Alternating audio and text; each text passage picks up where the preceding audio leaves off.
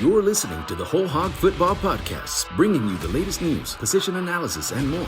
Here's your hosts, Matt Jones and Scotty Bordelon.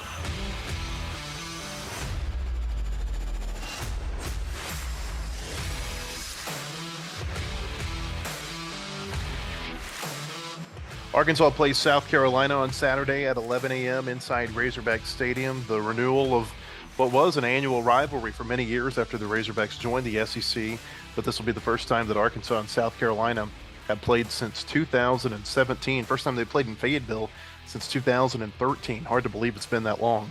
Matt Jones with Tom Murphy of the Arkansas Democrat-Gazette and Andrew Joseph of WholeHogSports.com. And Tom, the last time that South Carolina came in, Steve Spurrier was still the coach, and they won 52-7, and he delivered the line after the game. He said, "I feel sorry for Arkansas. It must feel bad to get your butt beat like that on homecoming." Going to be a little bit different when South Carolina comes to town this week. Yeah, Spurrier never lacked for words, and I think he also said something about how they're going to have to dig themselves out of this with recruiting, and the truth of it was they were in a bad place, and by 2014, Arkansas actually had a very representative, solid team, and that gave number one Mississippi State a great run on their home field. But also, I talked to Houston Nutt this week, and he reminded about the 2007 game here when Arkansas ran all over them, and actually Felix Jones and Darren McFadden set the tandem rushing record against them. And Houston Nutt said that Spurrier came up and told him, "Man, we just didn't give you any competition today." And so it was always on Spurrier's mind, like that moment. And I kind of miss him in the league. He was so outspoken. But it should be a really good game. Dual threat quarterbacks on both sides. Both had some pretty special moments in their openers, and obviously a tone setter here on Saturday. Shane Beamer, South Carolina's coach, was a first-year defensive assistant when they came here in 2007. He was asked about that game this week. He said it felt like Felix Jones, Darren McFadden, and Peyton Hillis ran for 500 yards each during that game in 07. They didn't do that. I think the team ran for a little over 500 yards as a team, and McFadden tied the SEC record with 321 rushing yards that night. And this is a series that has always been I think it's been filled with fun games. Now, granted, it feels a lot different because they're not playing every year now. But, man, you go back and you think about through the 90s, and I think a lot of this was because both teams were new and they were probably kind of evenly matched. But there were some great games. I think about the first Arkansas game I ever went to was 1993, the second week of the season, kind of like it is this year. And South Carolina came to Fayetteville.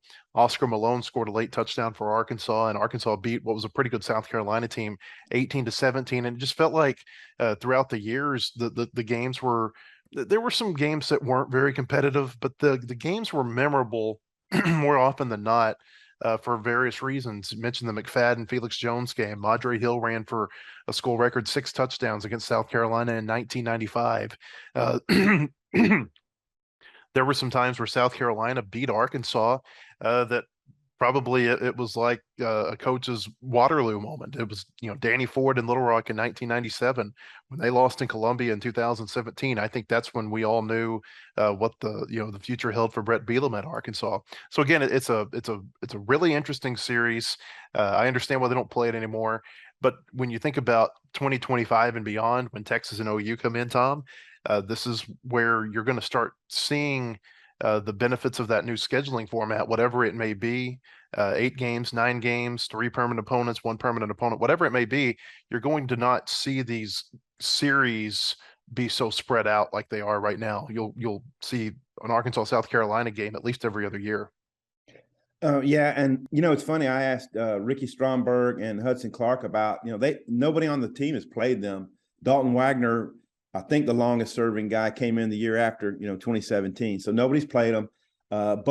So I asked Stromberg and Hudson Clark about that. Does it feel like you're playing a non-conference opponent almost? They're like, "Oh, no. It's because if you look at the roster, they have SEC talent on it." And Andrew, for a little piece of history, in that 2007 game, if you'll remember, Matt, the night of the game, they actually had in the stat deal McFadden with more than 321 yards. And it was not until the next day where I think they went through with a fine-tooth comb because it was the SEC rushing record, and figured out that it was a dead heat with the guy from Vanderbilt, Frank Monica, I think is his name, from years ago. But that was a wild moment. And yeah, under Nutt, Arkansas was 7-3, and every year they won the game, they went to a bowl, and that's 3 Cotton Bowls, 2 SEC championships, etc.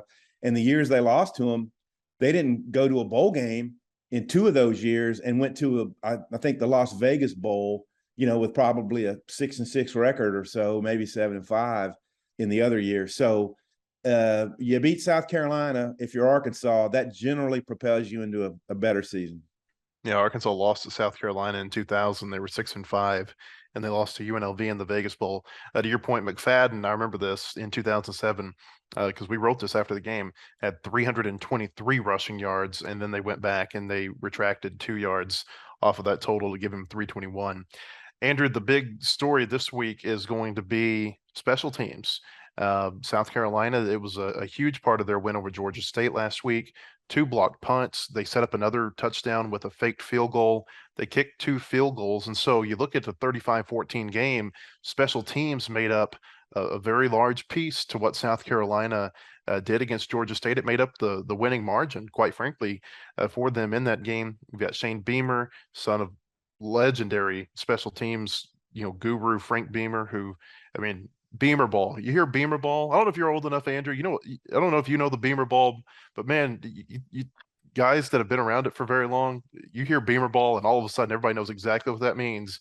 And you go back to those early, 2000s, late 1990s, Virginia Tech, Miami, Virginia Tech, West Virginia, Syracuse. It seemed like games just were always turning on a big special teams play, and that's something to watch this week. Yeah, I've heard the Beamer ball expression. I don't know that I've would have known it without it being brought up the past couple of weeks. I think I've done some more digging into it more recently. But to your point about the special teams being a key area to swing the game, I think that Sam Pittman addressed it in his press conference, and that I think he said that the 2 blocks they had in the week 1 weren't necessarily a matter of schematics, and they weren't drawing up intricate looks. It was just a couple of missed blocks by their opponent. And I think he said that, Shane Beamer knows what him and Scott Fountain want to do on special teams, but he also knows what Shane Beamer wants to do on special teams. And so it's kind of an interesting battle there of who will blink first, or maybe try to throw a new look into something that they haven't seen before. And I think special teams becomes a more important part of the game when you're not able to win it outright on offense and defense, and you have to kind of maybe throw all your chips in for a punt block or something like that. Fountain was a special teams analyst at Georgia when Beamer was the special teams coordinator there. Sam Pittman was the assistant coach, the offensive line coach at Georgia, worked for 2 years with Beamer. And Tom, so many of Arkansas's games early in the last 2 years, and we talked about this last week when they were getting ready for Cincinnati, because Cincinnati was so good last year at blocking kicks and blocking punts. A lot of Arkansas's early season games have included blocked punts the last 2 years, and it was something that Pittman said before the season began that they were very aware of, and they were trying to do some things to, I guess, communicate better on the field so that they would potentially ward off those blocks. But you think about Georgia in 2020, Auburn in 2020, Rice last year, Georgia last year, those are all games that were basically within the first month of the season where they had trouble with their punt protection. And so it's definitely something to watch, I think, this week, especially with the familiarity. Oh, no question about that. And, there'll be little wrinkles. And honestly, both sides of the ball, I think there will be some packages, whether blocking schemes, blitz schemes, et cetera, that they didn't show in week 1. Colleges have gotten really good at that because all the analysts they have on board have really scouted the other team. And so adjusting to what they see that's new is important. Hey, look, Cincinnati, I don't think they got very close to blocking anything last week, but they did win the special teams. Mason Fletcher outpunted his brother. I think Max was maybe a little nervous. He didn't get the hang time, the distance on some of his punts where he could really let loose. And then when both of them had pooch punt opportunities, Mason had much better results punting inside the 10, things like that. The South Carolina punter is the Ray Guy Award winner from last week. He had a huge game, averaged about 49 yards a punt. And their kicker, both of his field goals were 50 plus. So I mean, South Carolina has put a whole lot in their special teams, but I don't think Arkansas is that far behind. They were a disaster in 2020. I just don't think they had time to get to everything with the COVID situation. But I do think they're a solid special teams unit now. I would say it was a draw in special teams last week because you think about the two Cincinnati missed field goals; those were really big keys to that game that helped Arkansas turn it around. But I understand what you're saying from a punt standpoint. And Sam Pittman said during the week that Max Fletcher and Reed Bauer are also still battling out there to be the punter. So remains to be seen what we'll see on the field against South Carolina. I think the special teams for South Carolina masks some of the problems that they had last week, and I'd say they wouldn't have beaten Georgia State, but you look at their numbers. Apparently they had a lot of problems with their offensive line. Spencer Rattler, not real impressive for his first game, especially being at a home game against a non-Power 5 team like Georgia State. 23 of 37 a week ago, 1 touchdown, 2 interceptions. It's going to be a lot different, I think, for South Carolina this week against a much better defense than they saw last week. And I know Arkansas's got its problems defensively. Cincinnati got behind them a lot last week. They've got the injuries with Catalon and Slusher, but still, I think the point remains that even without those two players, Arkansas is a lot better defensively, much better athletes than what South Carolina saw a week ago. Yeah, I mean, they're definitely going to face a higher caliber opponent, but I think the biggest jump that teams make throughout the season is from week 1 to week 2, because they're not really the week 1. You're just kind of getting a feel for what you've really gotten your first taste of game action. So I think it's expected to be a little sloppy. And so I think you'll see a much better South Carolina team week 2. With that said, you'll see a much better and much sharper Arkansas team week 2. So I'm looking forward to seeing what they do with a much cleaner game. Yeah, the battle in the trenches, I think, is going to be interesting. And I'm talking about the South Carolina offense versus Arkansas D. It's a veteran offensive line, but they really struggled last year, and they didn't run for much. I do think Spencer Rattler's dual threat capability will come into play, much like KJ Jefferson's in this game.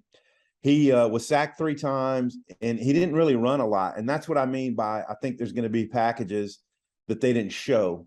So Sam Pittman stated he wants to keep Rattler in the pocket because he's dangerous. He's accurate throwing on the run, but his stats were not impressive. However, I've talked to people at the game and said that it actually looked better. What he did looked better in person than what the stats reveal. So it's very important for them to establish some kind of running game. And I mean, their tight end, Jaheim Bell, who's kind of an H-back, fullback tight end guy, led the team in rushing with 40 yards. So I think if they're not able to establish any kind of a run, that plays into Arkansas's hands. Both teams could potentially get running backs this week. Arkansas, will start with them. Dominic Johnson, expanded workload during practice this week. Sam Pittman said earlier that it's probably going to be up to Dominic Johnson whether or not he can play this week, just depending on how he feels after he's gone through these practices. Last time that we spoke to Pittman was Wednesday before practice, and he said that they've still got 2 more practices really to evaluate whether or not he can play.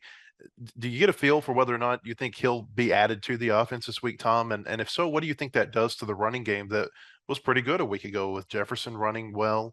Rocket Sanders obviously went over 100 yards, but we know at some point Johnson's going to be infiltrated into that, run game. They're going to get his carry total up.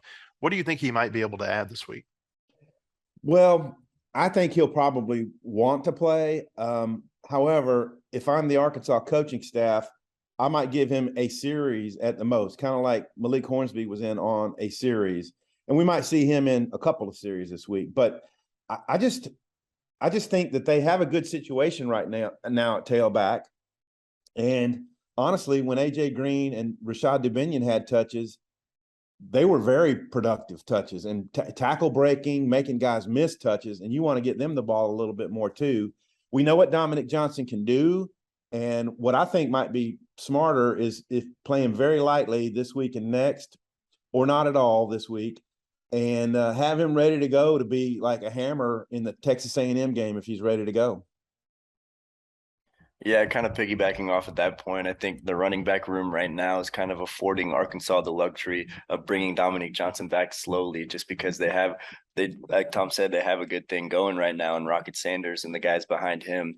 So it's not really a necessity that they bring Dominique back. I think if they were to hold him out this week and maybe bring him back week 3 against Missouri State, it might be a more easier for him to acclimate against a Missouri State defense than being thrown in against an SEC caliber defensive line right away.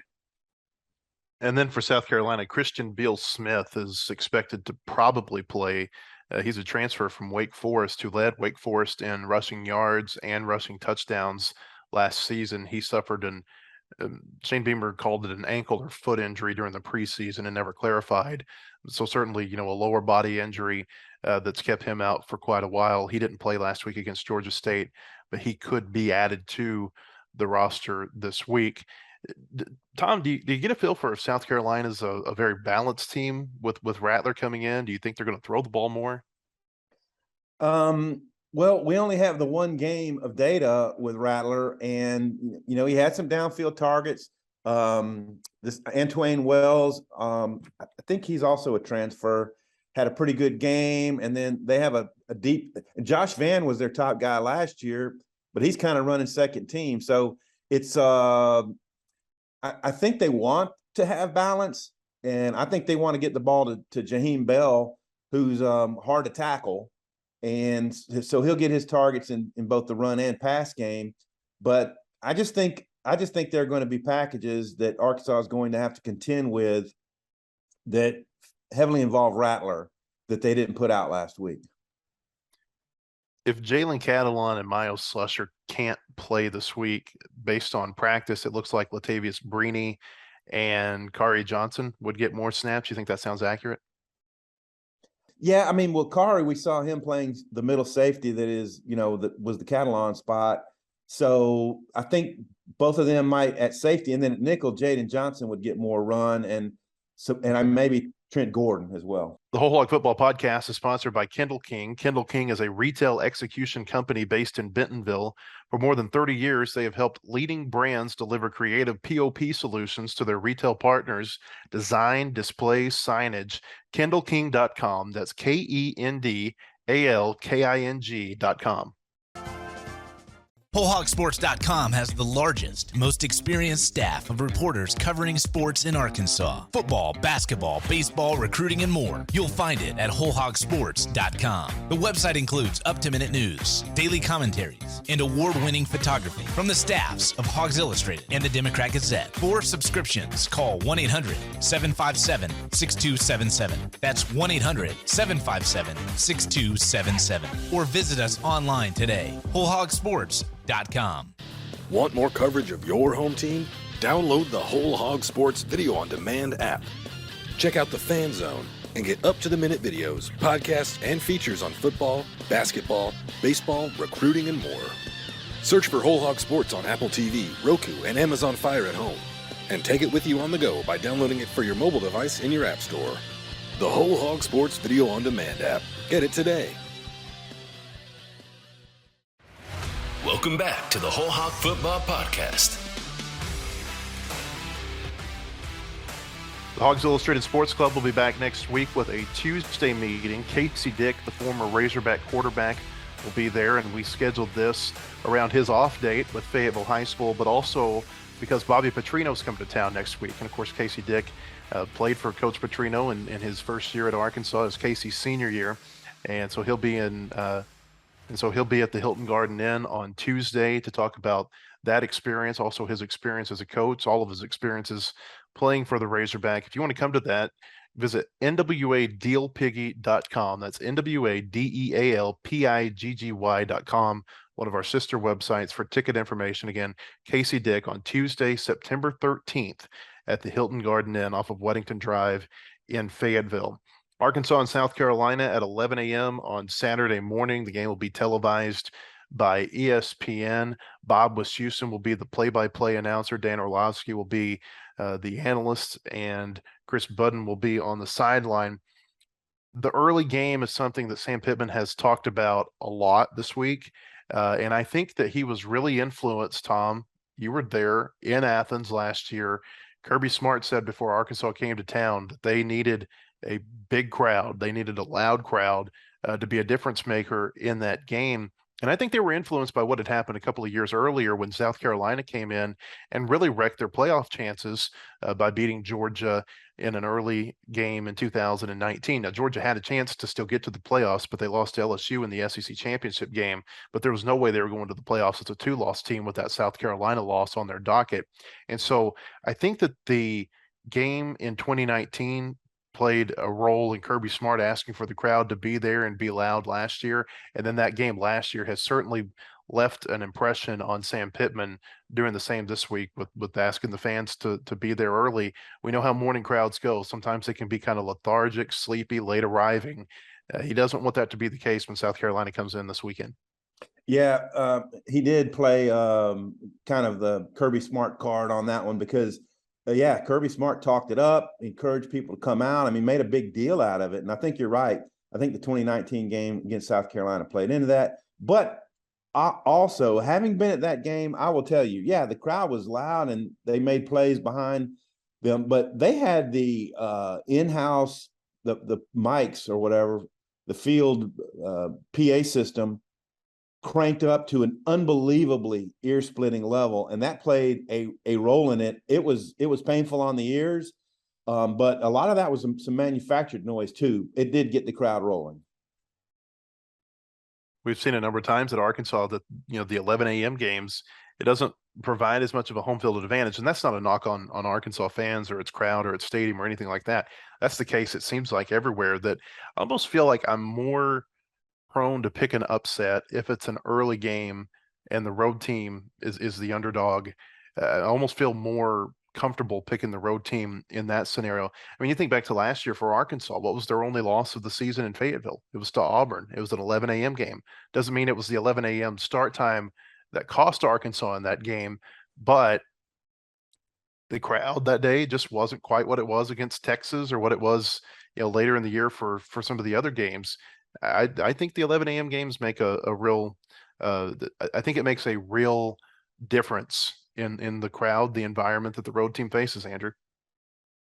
Yeah, I'm not sure how much stock I want to put into whether or not the 11 a.m. game is more or less a factor for the players. But I think for the fans, the timing of the game can make a huge difference. And I think when you look at, say, like a night game, when you have given the fans the ability to get a buzz going all day, all night long, and then they come to the game and they're ready to get rowdy in the stadium, under the lights. I think those are kind of more intimidating environments than an 11 a.m. kickoff when they're just kind of getting out of bed and heading straight to the stadium.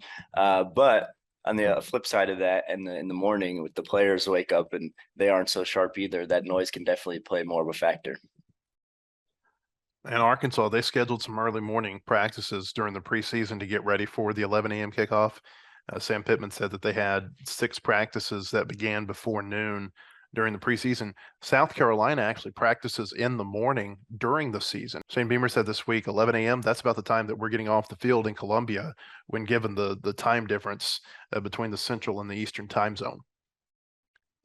Yep, he did say that. And, I've always thought that was interesting. Even the Spurrier years and Muschamp years, they would be going on the SEC teleconference like after they were coming off the practice field. So I guess the football players have always been able to schedule late morning or early afternoon classes for their whole deal.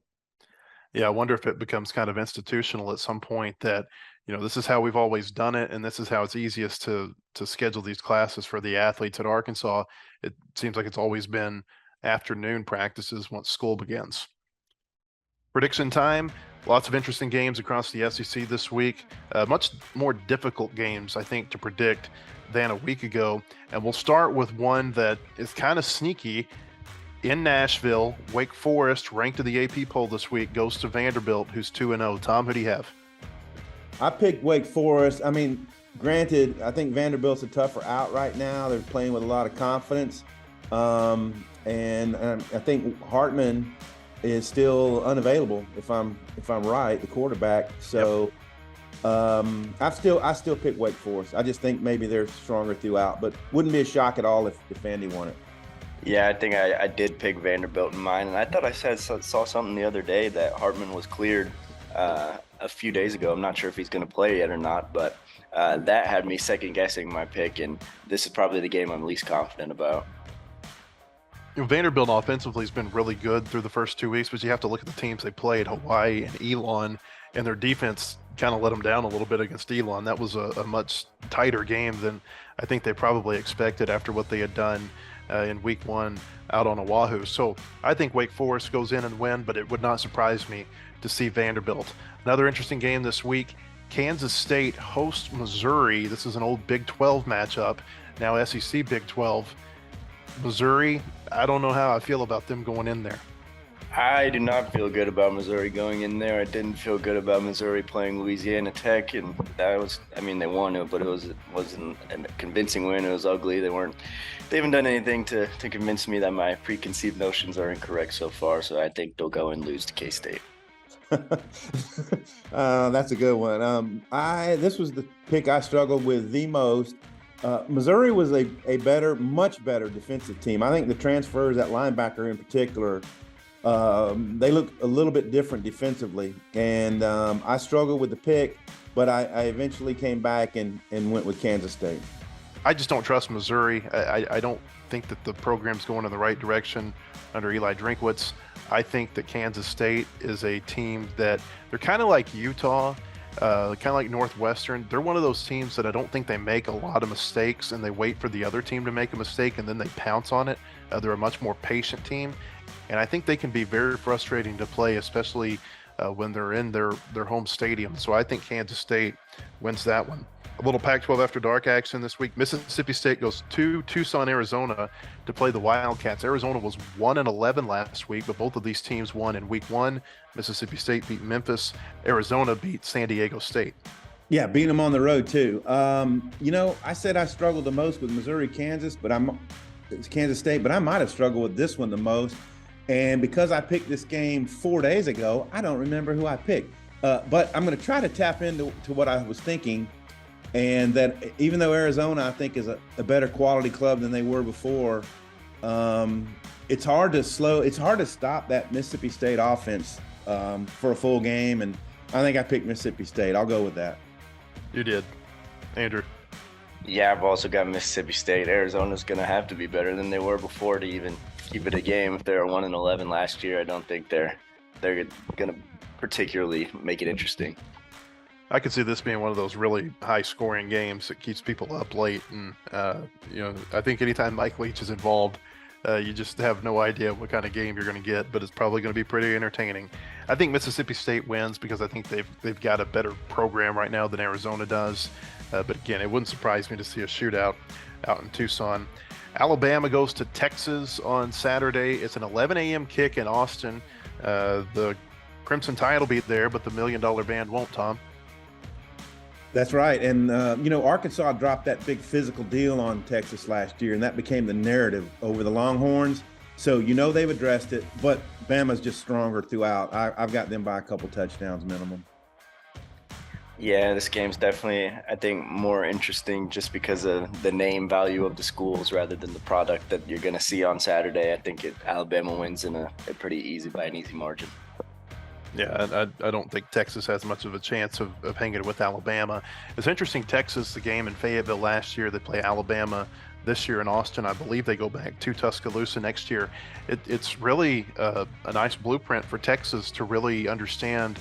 And Steve Sarkisian's been in the SEC, so I don't know that it's too big of a learning curve.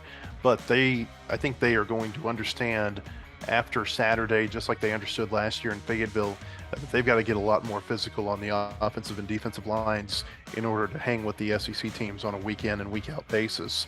Tennessee goes to Pittsburgh. This is the Johnny Majors Bowl. Pittsburgh won in Knoxville last week. Both of these teams are ranked. Looked good in week 1. Pittsburgh, of course, had that win over West Virginia in the backyard brawl. Tennessee beat Ball State in week 1 rather handily. Tom, who you got? Matt, I think you and I went undefeated last week. We won't this week. We won't this week just because there's so many tough, to me, toss-up games. We already mentioned 2 or 3 already, and this to me was another one. I like what Tennessee's doing offensively. They're going to be hard to hold under probably 31 points unless they really, self-inflict some stuff. Narduzzi made some comments this week about, oh, we only play peewee ball. There's only 2 conferences. To fire the fans up and what have you. Look, that was a nice win they had over West Virginia last week. I think it's going to be a tough game, but I did pick Tennessee.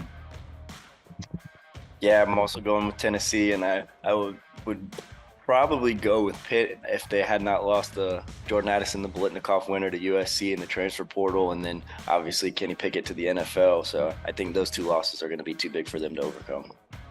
Yeah, I went back and forth on this. I think the revenge factor for Tennessee is going to be really big this week. Pitt came in, made them look pretty bad in Knoxville last week. I think this is a much better Tennessee team.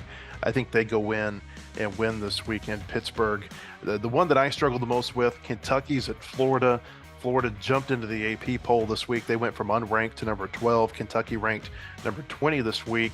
This is a series that has really tilted toward Florida throughout the years, but over the last 4 years, it's been split 2-2. I did not struggle with this one. I respect everything Mark Stoops has done. Kentucky's a tough out. I watched the game last year, and it was a fun watch. But I think Florida's onto something. I really like Billy Napier, and I picked him to win. Yeah, I also have Florida, and I'm willing to admit it may be a prisoner of the moment take after their upset of Utah, and I think Anthony Richardson really looked like the next big thing at the quarterback position, and I do think Billy Napier was a solid hire as well, so I think that they have a good shot against Kentucky. We need somebody else in here so we're not agreeing so much. If you actually look at our picks in the Hogs Illustrated Game Day Extra on Saturday, we've got some varying opinions, just not between the 3 of us. I went back and forth on this. Kentucky, I think they are a really good line of scrimmage team. Like Tom said, I like Mark Stoops. I think that he does a good job. But I think Kentucky struggles some early in the season. It seems like they're a team that gets a lot stronger as the season goes along. And the fact they're playing in Florida, you got the Florida crowd now re-energized. It's probably going to be 93,000 strong in the Swamp this week. I went with Florida, but it would not surprise me if Kentucky went in there and won. Again, I went back and forth on this, and I think I actually had Kentucky at one point and changed my mind to Florida just before I turned into the picks. All right, the game of the week for us, Arkansas hosting South Carolina on Saturday. The Gamecocks and Razorbacks both 1-0. Arkansas challenged a lot more in week 1 by a really good Cincinnati team. Sam Pittman said that he expects the same type of physical game from South Carolina that Cincinnati gave them.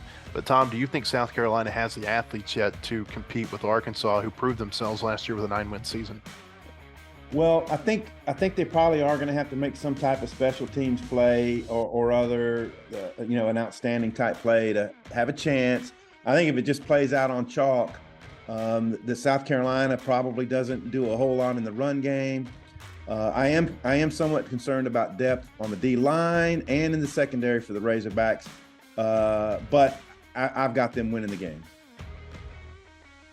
Yeah, I'm also taking the Razorbacks, but I think it's going to be a closer game than a lot of people or a lot of Razorback fans are maybe expecting. Something about watching Shane Beamer take that Mayo bath in the Mayo Bowl last year has me just a really big fan of his, and it's hard picking against him after watching that, but I got to take the Razorbacks. It does feel like South Carolina is going to have a hard time holding on to Shane Beamer if he continues to have success. You look at him, he's young, he's energetic. You look at some of the things that he does with social media, obviously is able to relate to the players and to the younger generation of fans. I just think he's going to be a really big name, maybe even at the end of this year, but certainly within the next 2 to 3 years in the coaching cycle, as long as he keeps winning more games than he loses at South Carolina. I don't think he has to have that 10-2 season to be a big name.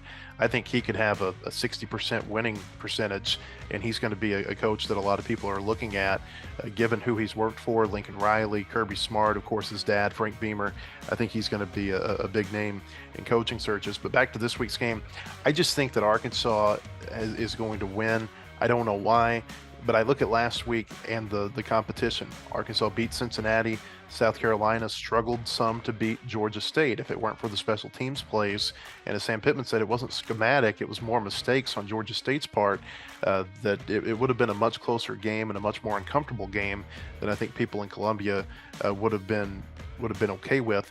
But again, Arkansas, I just like them at home. I like what KJ Jefferson showed last week, and I think defensively they've shown a little bit more of a pass rush than I thought they would have. I know it didn't show up all the time against Cincinnati, but I think against this offensive line from South Carolina that might not be as good as the one they faced last week, I think Arkansas might be able to get a rush against Spencer Rattler.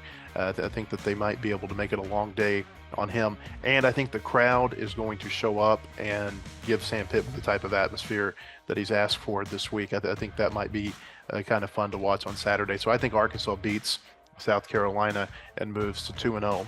You can go to our website this weekend, wholehogsports.com, for a preview of the game right now. Also, all of our coverage Saturday and Sunday will be there on the website as well. We'll be back with another Whole Hog Football podcast early next week to recap the Razorbacks game against South Carolina and to preview Bobby Petrino's return to Fayetteville when Missouri State comes in next week. Missouri State's played the last 2 Thursday nights. They're 2-0 right now, and they're ranked number 5 nationally in the FCS. FCS team probably can't compete with an SEC team, but certainly there's some intrigue there because of who their head coach is. So for Tom Murphy and Andrew Joseph, I'm Matt Jones. We appreciate you joining us. Hope you'll visit us at wholehogsports.com, and we'll see you next week. The proceeding has been a production of wholehogsports.com. Look for our latest podcasts on Apple, Spotify, or your favorite podcast store. And visit us anytime at wholehogsports.com for the latest news and commentary.